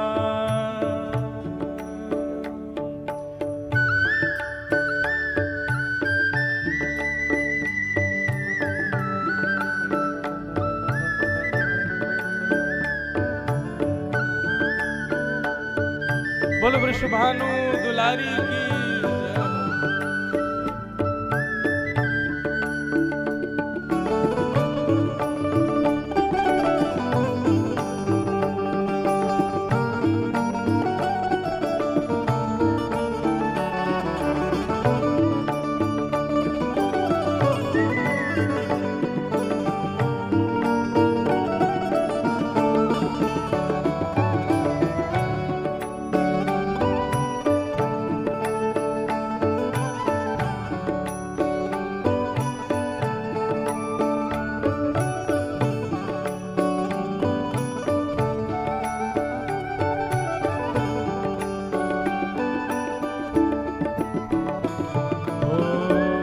सोचते थे कान्हा कहीं कुंजन में होगा, हम सोचते थे कान्हा कहीं कुंजन में होगा। अभी तो मिलन का हमने सुख नहीं भोगा।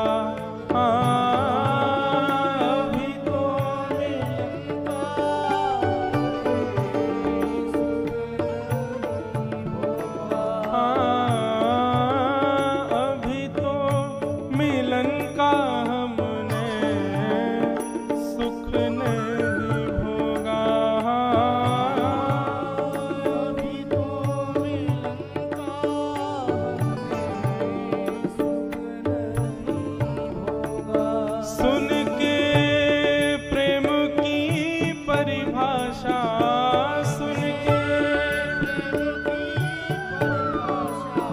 मन में बंधी थी जो आशा,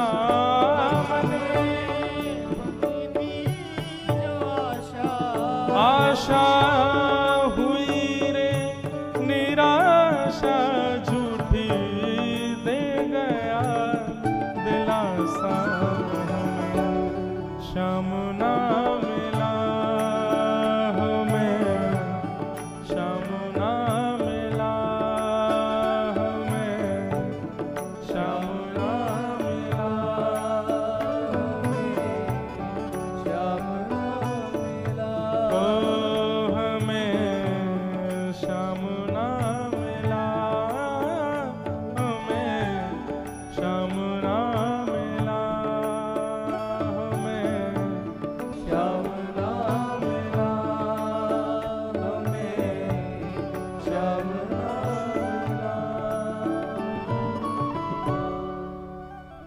गोपियां सब किशोरी जी के चरणों में प्रणाम करते हुए रुदन करने लगी। तब श्री जी ने मानो आज्ञा की कि पुकारो। जब पुकारते हैं तभी श्याम सुंदर पधारते हैं। बंधुओं, नाहम वसामि वैकुंठे योगिनाम हृदयेन च मद भक्ता यत्र गायन्ति तत्र तिष्ठामि नारद। ठाकुर जी कहते हैं वैकुंठ में कदापि मैं ना मिलूं, रसिक जनों के हृदय में भी कदापि मैं ना मिलूं, लेकिन मेरे वैष्णव असंख्य संख्या में बैठ करके जब मुझे पुकार रहे हों तो नारद जी निश्चित मान लेना मैं वहीं हूं, मैं उन्हीं के समीप हूं। जैसे ही गोपियों ने पुकारा, बंधुओं मैं अपनी कथा में कहा करता हूं, जो गाएगा वही पाएगा ठाकुर जी को, और जिसने भी पाया गा करके ही पाया, और पाने के बाद भी गाया। सूरदास ने गाया, मीराबाई ने गाया, तुलसीदास ने गाया, और जिसने भी गाया उसी ने पाया।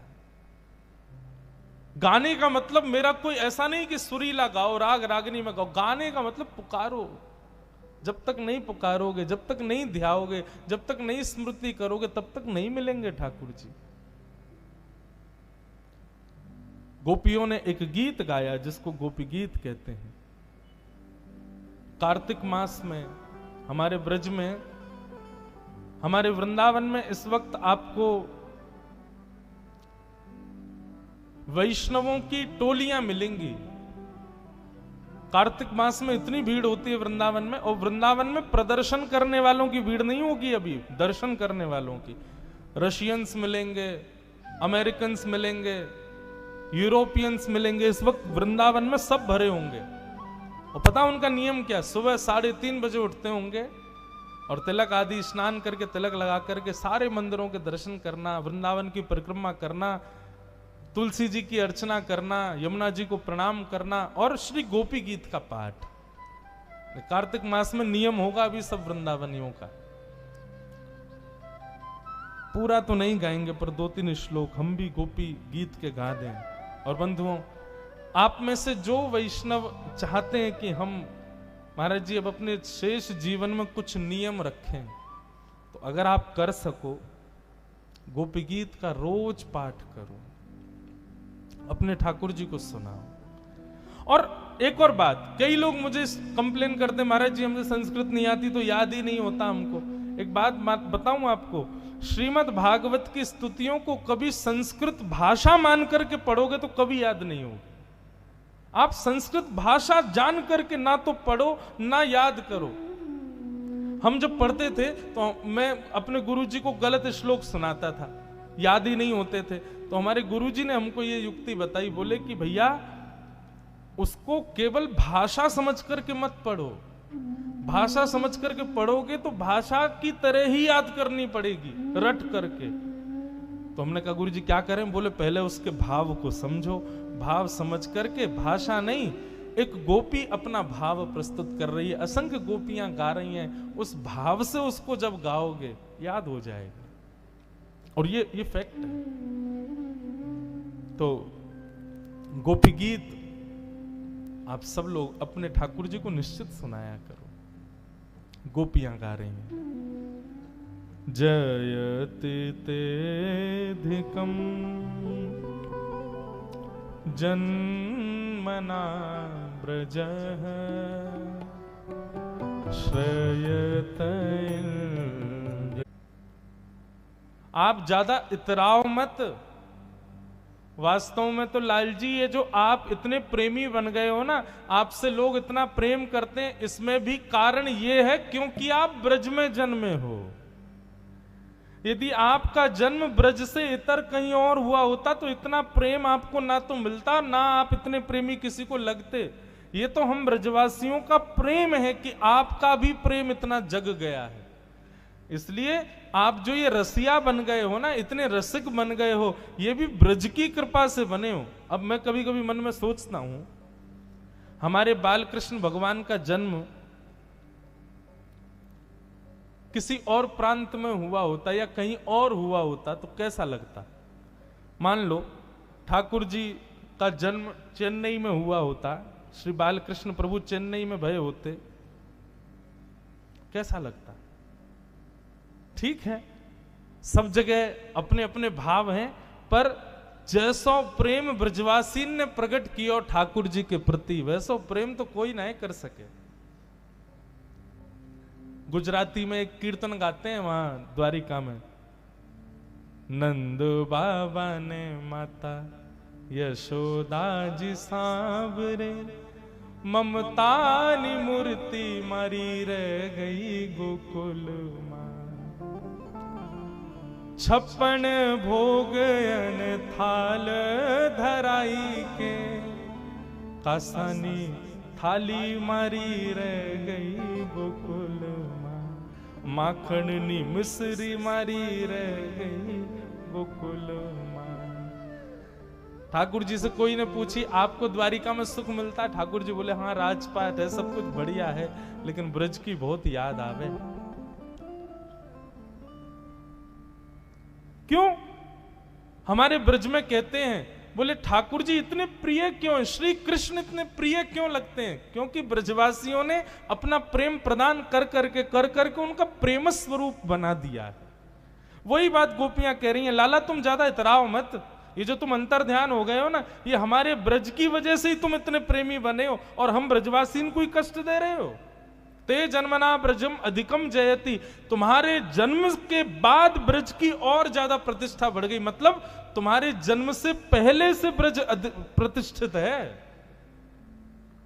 हमारे वृंदावन में तो इतना स्पष्टीकरण है कि यदि विपिन राज सीमा से बाहर हरिहु को ना ही निहार, कभी ठाकुर जी यदि वृंदावन की सीमा से बाहर प्रकट हो जाएं और कह दें आ जाओ मैं तुम्हें प्रत्यक्ष दर्शन दूं, तो ब्रजवासियों के लिए आज्ञा की गई है कि ठाकुर जी ब्रज से बाहर प्रकट हो जाएं तो जाना नहीं। ठाकुर जी से कहो पहले ब्रज में आओ, पहले वृंदावन के भीतर आओ, तब आपको देखेंगे। विपिन राज, हमारे यहां तो ब्रज को इतना श्रेष्ठ मानते हैं। गोपियां भी वही भाव कह रही हैं नाथ, मतलब मानो गोपी गीत में ऐसा लगता है कभी तो गोपियां शिकायत कर रही हैं और कभी गोपियां मनोहार कर रही हैं, चरण पकड़ रही हैं, नाथ प्रकट हो जाओ ना। गोपियां एक श्लोक में कहती हैं, हे श्याम सुंदर अटत यद भवान नन्हि काननम त्रुटि युगायते त्वाम पश्यताम। गोपियां कह रही हैं आप इस प्रकार हमको छोड़ के चले गए हो ठाकुर जी, हमारी वेदना पता है आपको? जब आप सामने होते हो और उस समय यदि हमारी पलक झपक जाती है ना, तो एक क्षण से कम समय के लिए झपकी हुई पलक भी हमको 3 युग के समान लगती है। उस समय हम कहती हैं जड़ उदीक्षताम, ए विधाता तूने ये पलकें क्यों बनाई? तुझे नहीं पता था कि श्याम सुंदर सामने खड़े होने वाले हैं, और श्याम सुंदर जिनके सामने खड़े हो उनकी पलकें झपकें, ऐसा लगता है मानो 3 युग बीत गए तुमको देखे बिना। ठाकुर जी सोचो, एक क्षण से कम समय के लिए झपकी हुई पलक 3 युग के समान लगती है। आप अभी छोड़ के चले गए हो, हमारे ऊपर क्या गुजर रही होगी ठाकुर जी? प्रकट हो जाओ ना नाथ।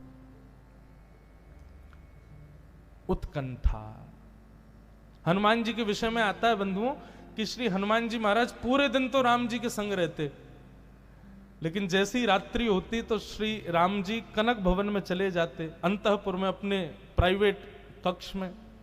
तो हनुमान जी संग संग जाते, तो जैसे ही राम जी कक्ष में प्रवेश कर रहे होते तो सखियां रोक देती, बोले हनुमान जी इससे भीतर नहीं, आपकी सेवा बाहर बाहर की, यहाँ की नहीं है। अब सुबह तक प्रतीक्षा करो, रात भर तो श्री राघव जी जानकी जी के संग रहेंगे और 2-4 सखियों को सेवा करने का अधिकार है, पुरुष का तो प्रवेश वर्ज्य है भीतर। हनुमान जी बोले हम तो बानर हैं, पुरुष भी नहीं है, हमको जान दो। गोपियां बोली नहीं बाहर रहो। हनुमान जी कुछ दिन तक तो सहन करते रहे, लेकिन एक दिन इतना विरह हुआ, हनुमान जी रात भर देरी पे पड़े पड़े रोते रहे। सुबह सूर्य नारायण से प्रार्थना करने लगे जल्दी प्रकट हो जाओ ना गुरुदेव भगवान, ये रात अब मुझसे काटी नहीं जा रही है, मैं राम जी को देखे बिना रह नहीं पा रहा। जैसे सूर्य उदय हुआ प्रातःकाल का समय, राम जी जैसे ही बाहर आए हनुमान जी लिपट गए चरणों से, बोले भगवान मेरी एक वेदना है दूर करो। राम जी बोले क्या? ये रात्रि नहीं होनी चाहिए, ऐसी कोई विधान बनाओ कि दिन ही दिन रहे। राम जी बोले क्यों? ये तो प्रकृति चक्र है भैया, रात्रि तो होगी। बोले महाराज अगर रात्रि ज्यादा दिन तक और होती रही ना तो मैं हनुमान किसी दिन कहीं अंतर ध्यान हो जाऊंगा, मेरे प्राण निकल जाएंगे। राम जी बोले क्यों? बोले आपके दर्शन के बगैर एक क्षण भी 3 युग के समान लगता है, पूरी रात काटना मेरे लिए कितना कष्टदायी होता है, मैं कैसे बताऊं। या फिर नाथ दूसरा उपाय कि मुझे भी भीतर ले चला करो आप। राम जी बोले देखो बाहर शासन हमारा है, भीतर तो किशोरी जी का है, जानकी जी से आज्ञा ले लो। हनुमान जी गए। मां दर्श बिन दूखन लागे नैन, राम जी को देखे बगैर मेरे नेत्रों में दर्द होता है, पूरी रात मुझसे काटी नहीं जाती, आप मुझे अंतःपुर में ले चला करो ना। किशोरी जी बोली कैसी बात कर रहे हो, अंतःपुर में कैसे आ जाओगे, वहां तो केवल हम और राघव जी और सखियां ही रह सकती हैं। राम जी को एक दिन हनुमान जी को इतनी वेदना हुई, सरजू जी के तट पर बैठ करके हनुमान जी महाराज रुदन करने लगे कि मैं रात कैसे काटूं। अश्रु बिंद जैसे ही नेत्रों से निकल करके सरजू जी में गया, सरजू जी का पूरा जल उष्ण हो गया, गर्म पड़ गया। सरजू जी प्रकट हो गई, प्रकट होकर के बोली हनुमान जी आपका अश्रु बिंद बता रहा है कि आप कितनी वेदना में हो, पर वेदना का कारण क्या है। हनुमान जी बोले राघव दर्शन, रात भर उनके दर्शन के बिना मैं रह नहीं पाता, लेकिन राम जी तो अंतःपुर में जाते और वहां सखियां जाती हैं, मैं अपने प्राण त्यागना चाहता हूं, मैं पुनर्जन्म लूंगा, सखी बन के आऊंगा, मैं भी जाऊंगा भीतर, मुझे राम जी के बिना रहा नहीं जाता। तब सरजू जी ने कृपा की और कहा देखो हनुमान जी ऐसा करते हैं, पूरे दिन तो आप हनुमान वेश में रहोगे, लेकिन जैसे सूर्यास्त हुआ करेगा ना तो चंपक लता नाम की सखी का रूप धारण करके आप भीतर प्रवेश करना और रात भर राघव जी को वीणा सुनाया करना। तब हनुमान जी प्रसन्न हुए। हमारी अभी ऐसी स्थिति है ही नहीं है। ठाकुर जी के प्रति तो केवल हमारा ये भाव है, ये केवल हमारी पूर्ति करने के लिए है, ये कमी तो ये पूर्ण, ये कमी तो ये पूर्ण, बस ये प्रेम भाव जन्य कैसे हो। गोपियां सब कहने लगी नाथ प्रकट हो जाओ ना। पुकारते पुकारते जब गोपियों के नेत्रों से अश्रु गिरने लगे, रुरुदु स्वस्वरम राजन कृष्ण दर्शन लालसा, कृष्ण दर्शन की लालसा में जैसे ही गोपियों के नेत्रों से अश्रुबिंद प्रकट हुए, तभी ताशामाविर्भूत सौरी स्मयमाय मुखाम्बुज पीतांबरधर श्रगवीये साक्षान मन्मथ मन्मथ। पीतांबरी पहन करके रास राशेश्वर श्री राधा रमण लाल समस्त गोपियों के मध्य में प्रकट हो गए। बोलो रास राशेश्वर भगवान की। गोपियों ने जब तक पुकारा ठाकुर जी सुन रहे थे, लेकिन पुकार जब अश्रुबिंद में प्रकट हो गई ठाकुर जी प्रकट हो गए। बंधुओं, यदि कथा सुनते सुनते भगवद याद स्मृति करते करते कभी नेत्र सजल हो जाए तो यही सोचना श्याम सुंदर ने छुआ है आपको, ठाकुर जी स्पर्श करके गए, तभी कृष्ण विरह के अश्रु प्रकट होते हैं।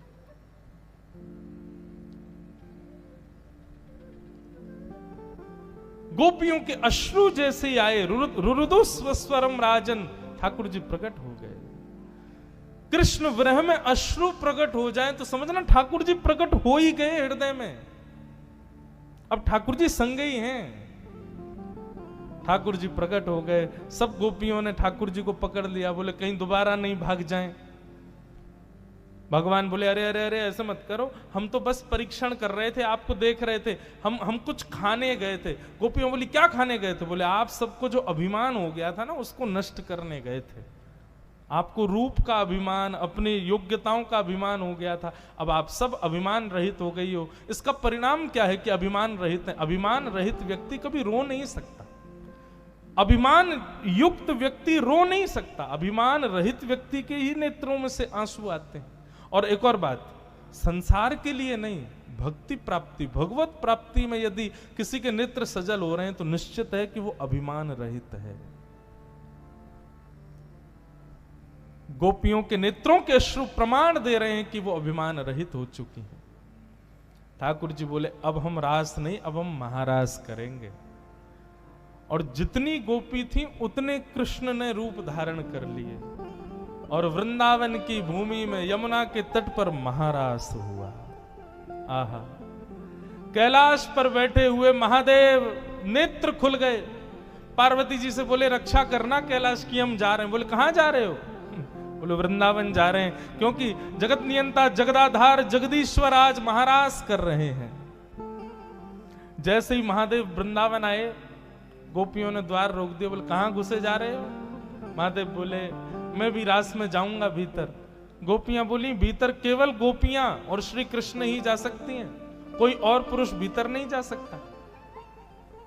महादेव बोले अभी आपको बाह्य रूप से मैं पुरुष दिख रहा हूं, पर भीतर से देखो मैं भी एक गोपी हूं, मेरे भी प्रत्येक रोम कृष्ण को चाहता है। गोपियों ने और अन्नपूर्णा मैया ने महादेव का सुंदर श्रृंगार किया और श्रृंगार करके महादेव बन गए गोपी। इसीलिए हमारे ब्रज में विराज रहे हैं गोपेश्वर महादेव। बोलो गोपेश्वर महादेव की जय।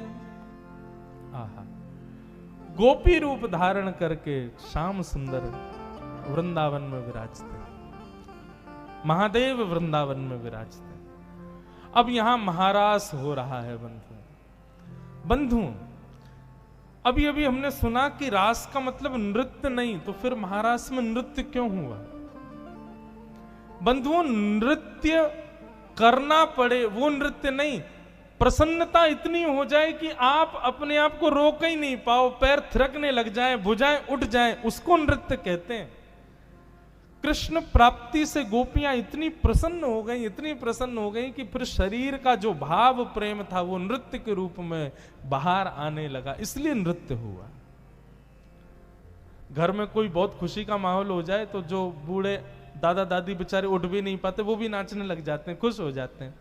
ठीक वैसे ही कृष्ण जीवन में आ गए तो इतनी प्रसन्नता हुई गोपियों की कि वो प्रसन्नता ही उनके पैरों के थिरकन में बाहर आने लगी, उनके भाव भंगिमा में नृत्य के रूप में परिणत हो गई।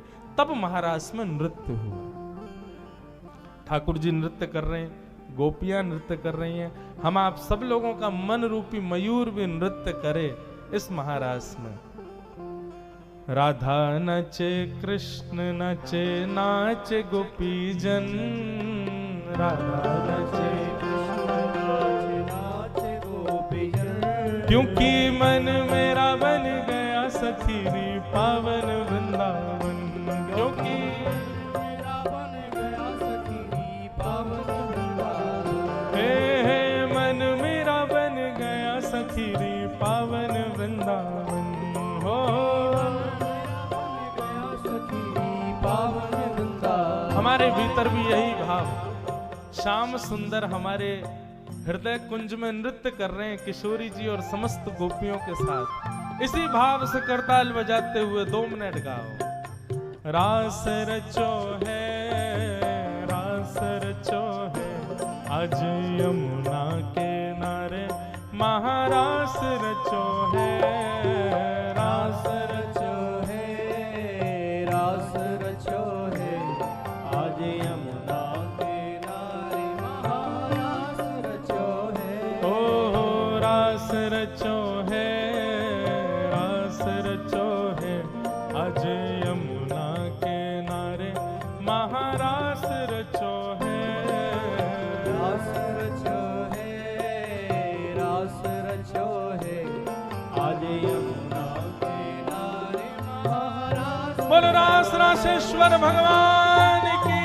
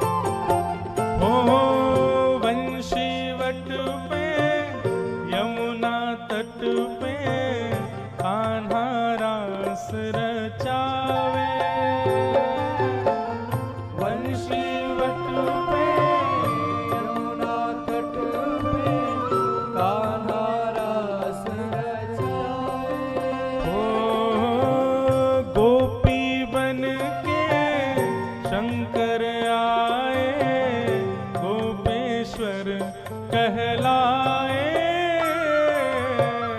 गोपी बन के शंकर आए, गोपेश्वर कहलाए। डम डम डमरू बाजे कान्हा की मुरली पे, डम डम डमरू बाजे कान्हा की मुरली पे। ओ डम डम डमरू बाजे कान्हा की मुरली पे, डम डम डमरू बाजे कान्हा की मुरली पे। ओ जग सारा नाचे रे, श्याम संग राधा नाचे रे। श्याम संग राधा नाचे। ओ श्याम संग राधा नाचे रे। श्याम संग राधा नाचे। ओ राधा नचे, कृष्ण नचे, नाचे गोपी जन। राधा नाचे, कृष्ण नाचे, नाचे गोपी जन। क्योंकि मन मेरा बन गया सखी रे पावन वृंदावन। क्योंकि मन मेरा बन गया सखी री पावन वृंदावन। ओ मन मेरा बन गया सखी रे पावन वृंदावन। मन मेरा बन गया सखी री पावन वृंदावन। हे ब्रह्मा भी नाचे, शंकर नाचे, नाच देवगण। ब्रह्मा भी नाचे, शंकर नाचे, नाचे देवगण। ब्रह्मा भी नाचे, शंकर नाचे, नाच देवगण। ब्रह्मा भी नाचे, शंकर नाचे, नाचे देवगण। सूरज भी नाचे, चंदा नाचे, नाच तारागण। सूरज भी नाचे, चंदा नाचे, नाचे तारागण। क्योंकि मन मेरा बन गया सखी रे पावन वृंदावन। मन मेरा बन गया सखी री पावन वृंदावन। ओ मन मेरा बन गया सखी रे पावन वृंदावन। मेरा बन गया सखी री पावन वृंदावन। ओ रास रचो है, रास रचो